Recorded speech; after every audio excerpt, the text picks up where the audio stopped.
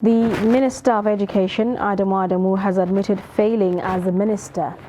He stated that he could not solve several challenges he ought to have solved despite being the longest-serving Minister of Education. The minister highlighted that from out-of-school children, which has increased during his time in office, to ASU strike and other challenges bedeviling the tertiary education system, he could not provide the needed solution. The minister, who spoke at the 66th National Council on Education in Abuja on Thursday, also accused the state ministries of education of adding to the factors that aided his failure as a minister. Unfortunately, despite government's best efforts and all the numerous interventions in the past, we are still confronted with the challenge of out-of-school children, which is the direct result of lack of security in part. And I begin with this because 7 years ago when I became minister, I made it my priority, and up to this moment it is my priority.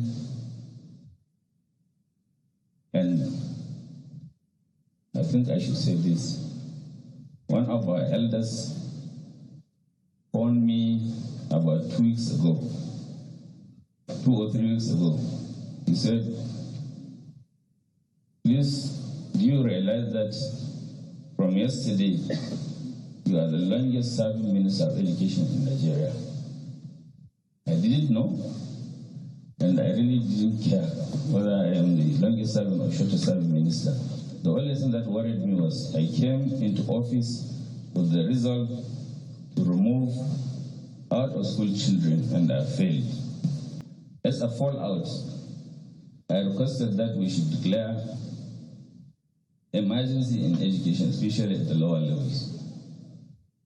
Decision couldn't be taken on this because the issue of emergency in education at the level of primary school actually is state responsibility.